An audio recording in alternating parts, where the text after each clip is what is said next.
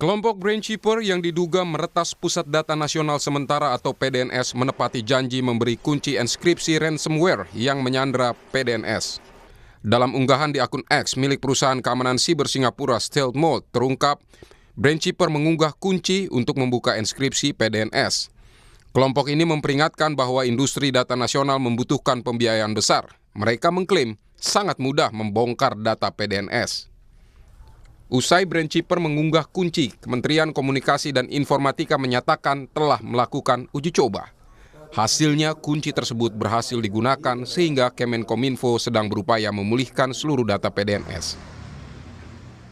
Kami juga mendapatkan, tapi ini kerjaan lagi dikerjakan, kan kita sudah coba di spesimen kita, memang berhasil dibuka, tapi kita belum tahu karena kan dikunci banyak. Itu sih lagi dikerjakan oleh teman-teman teknis. Yang saya sampaikan, saya dilaporkan, kuncinya bisa dipakai. Tapi ya maka itu aja, di contoh spesimen yang kita dapat. Apa itu spesimen? Waktu itu kita mengambil data, waktu itu bisa berhasil mengambil data, nah data ini yang dikunci ini, kita cobain kunci itu yang dilaporkan. Lebihnya nanti tolong nanyakan ada tim tadi, nanti ada waktunya untuk dijelaskan secara teknis ya. Namun sebagai bentuk tanggung jawab atas peretasan PDNS, Dirjen Aptika Kemenkominfo Samuel Abriani Pangrapan mengundurkan diri dari jabatannya. Menanggapi pengunduran diri Dirjen Aptika Kominfo Samuel Abriani, Ketua DPR Puan Maharani menyebut pejabat yang lalai soal peretasan Pusat Data Nasional patut bertanggung jawab. Menurut Puan, Presiden Jokowi juga perlu mengevaluasi kinerja Menteri Komunikasi dan Informatika Budi Ari Setiadi. Itu hal yang menurut kami di DPR juga sudah dibahas di Komisi 1, hal yang harusnya tidak terjadi seperti ini. Jadi secara konkret dievaluasi, kemudian tindak lanjutnya seperti apa, pihak-pihak yang kemudian merasa lalai atau kemudian bertanggung jawab ya sebaiknya bisa mengevaluasi dirinya. Menteri itu merupakan orang yang membantu presiden, jadi ya selama dalam menjalankan tugasnya tidak bisa maksimal, ya mungkin bisa dievaluasi oleh presiden. Presiden Joko Widodo mengklaim pemerintah telah melakukan evaluasi menyeluruh agar peristiwa serupa tak terulang lagi. Presiden menekankan semua lembaga pemerintah harus melakukan pencadangan atau backup data. Sudah kita evaluasi semuanya. Yang paling penting semuanya harus dicarikan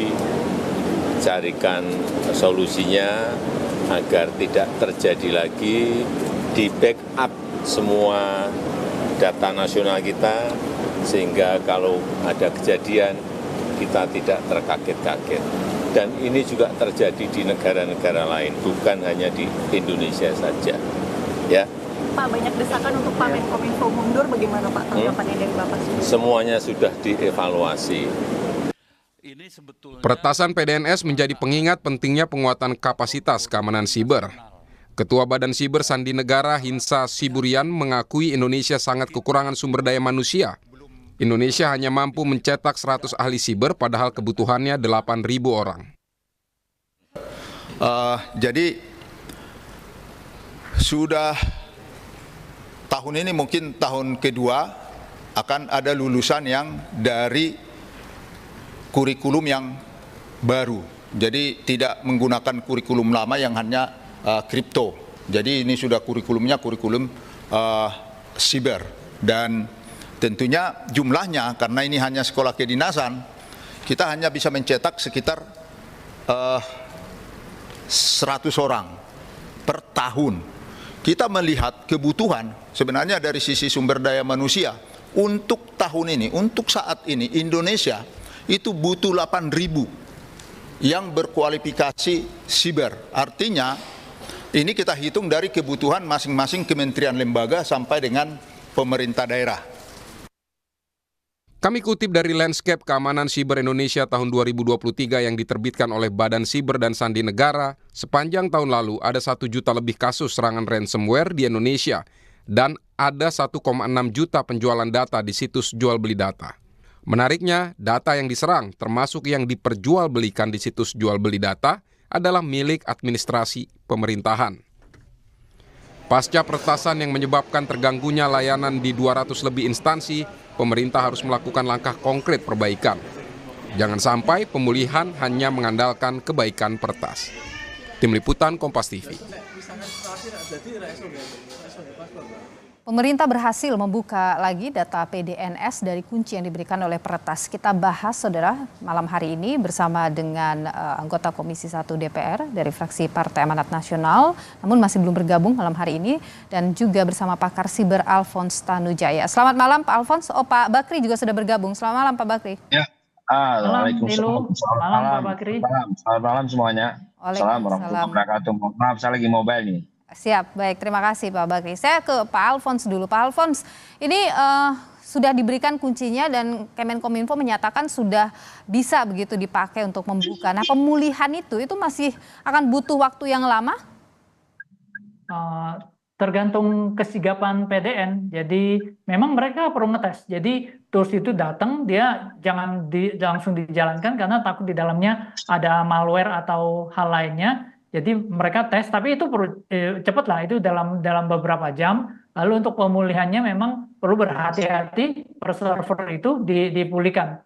Jadi harusnya sih beberapa hari juga bisa up ya. Kalau untuk yang terenkripsi oleh Barbuk ini, nama malwarenya Brand Cipher ini Barbuk ya, nama enkripsinya. Oke, tapi kalau Anda melihat ini kunci ini mungkin tidak sih ada jebakan di dalamnya begitu?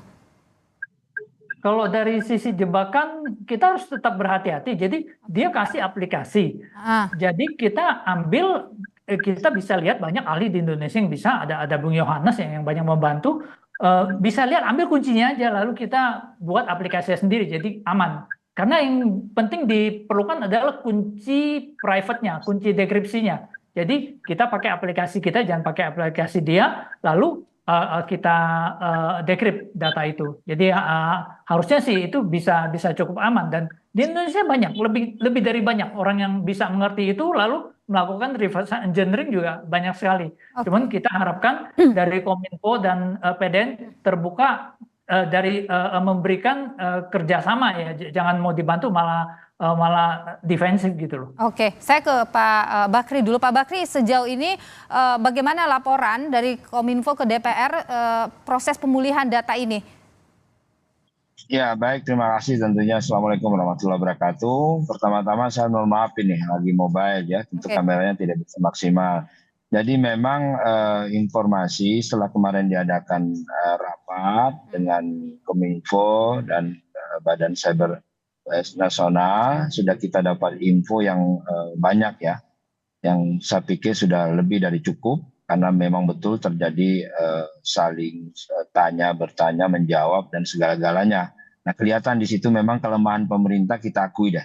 Kita akui baik secara keseluruhan maupun secara personal. Nah, tadi juga teman-teman dari DPR juga sudah meninjau ke pusat BSN di daerah Jawa Barat. Kita mendapat info terang benderang, memang kita akuilah bahwa kita itu belum siap dengan segala hal, dengan teknologi yang berkembang hari ini begitu canggih, tapi kita tidak siap dengan segala hal. Oleh sebab itu saya bisa menyimpulkan, Mbak, bahwa kita ambil hikmahnya semua inilah. Kita ambil hikmah semua ini, kita harus betul-betul siap. Nah, saya cuma menjadi pertanyaan saya, kok ini hackernya baik sekali gitu ya, sudah kita begitu ngasih passwordnya lagi. Nah, ini juga harus hati-hati. Ada apa di balik itu? Tentu ya, kalau mereka punyanya dari awal untuk merusak ini semua, saya pikir kalau dengan kebaikan ini juga kita harus hati-hati. Jadi, Pak Bakri, saya tahan Anda di sana. Saya tahan Anda di sana, maaf. Kalau Anda tadi menyebut ada banyak hal yang perlu diperbaiki setelah Anda mendapatkan keterangan terang benderang begitu DPR. Apakah itu? Apakah itu terkait dana ataukah terkait dengan manusianya atau SDM-nya? Ya, jadi gini, tadi kita dapat informasi pertama ya, dari SDM kita memang kurang. Jangan kita juga dapat informasi dari Pak Kepala BSN itu banyak sebenarnya orang-orang kita yang mampu untuk itu, tapi mereka lebih banyak direkrut oleh negara-negara lain, malah negara tetangga kita yang membutuhkan mereka. Yang kedua, setelah mendengar tadi informasi yang maksimal betul hasil kunjungan kita, bahwa anggaran itu memang jauh dari kebutuhan yang sebenarnya. Jadi informasi anggaran yang hampir 700 miliar itu setelah kita pilah-pilah ternyata fungsi untuk pencegahan itu memang kecil. Nah, banyak yang digunakan untuk pelatihan apa semua. Oleh sebab itu saya pikir ini merupakan kerja besar yang harus dilaksanakan oleh anak bangsa, bahwa tugas ini tidak hanya tugas daripada BSSN, tapi ini juga merupakan tugas masing-masing kementerian. Oke. Nah, harus gotong royong, tidak bisa ke satu orang. Oke, baik, saya tahan di sana. Pak Alfons, apakah Anda menduga akan ada serangan lanjutan? Harusnya sekarang sih udah di PDN sudah masih diisolasi.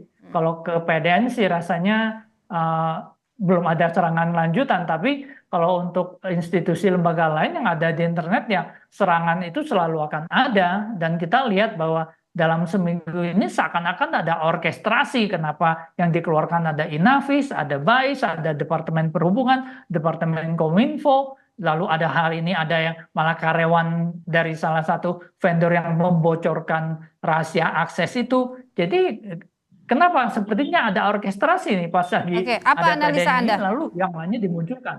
Apa analisa Anda, Bung Alfons? Ya, maaf. Apa analisa Anda, Bung Alfons? Apa yang terjadi? Ya kita perlu memperbaiki diri kita lah. Jadi kita memperbaiki pengamanan data, menyadari bahwa mengamankan data itu kita perlu mengubah kebiasaan. Jadi kebiasaan kita memandang data, jangan memandang itu sebagai satu berkah yang dieksploitasi, disyukuri, tapi harus dipandang sebagai satu amanah yang harus dilindungi. Kalau kita merubah mindset kita, kita akan otomatis berusaha melindungi data yang menjadi amanah untuk kita lindungi. Oke, Bung Alfons, ini akan ada syarat ya diajukan oleh hacker ini, yaitu tidak boleh melibatkan pihak ketiga. Nanti akan, kalau itu terjadi ada ancaman begitulah. Apa sih ininya, Bung Alfons? Anda lihat kenapa keluar seperti itu, ancaman yang seperti itu atau syarat seperti itu? Maksudnya Pertasnya ingin memastikan bahwa ini dia mau ngiklan sebenarnya, bahwa pemerintah harus mengakui, bukan pemerintah lah, pengelola PDN harus mengakui bahwa mereka bisa melakukan dekripsi data karena berdasarkan kunci dekripsi yang diberikan oleh Pertas. Jika pengelola PDN tidak mengatakan itu atau mengatakan bahwa mereka melakukan atas usaha sendiri atau bantuan dari pihak ketiga, nah mereka mengancam bahwa kami sudah punya data kamu, kita malah akan publis. Jadi kelihatannya mereka sudah lama bercokol di dalam PDN, yang sebenarnya juga menjadi satu pertanyaan besar. Kita tadi kira mereka cuma bercokol beberapa hari, lalu lempar satu skrip bisa mengenkripsi semua virtual mesin dalam waktu singkat, tetapi rupanya kalau mereka sempat mengunduh, artinya mereka sudah lama, berbulan-bulan ada di dalam PDN. Oke, baik. Kita tentu lihat terus bagaimana pemerintah berupaya untuk memulihkan data ini, termasuk juga bagaimana memperkuat cyber security kita. Terima kasih Bung Alfons Tanujaya dan juga terima kasih Pak Bakri sudah berbagi pandangan di Sapa Indonesia Malam.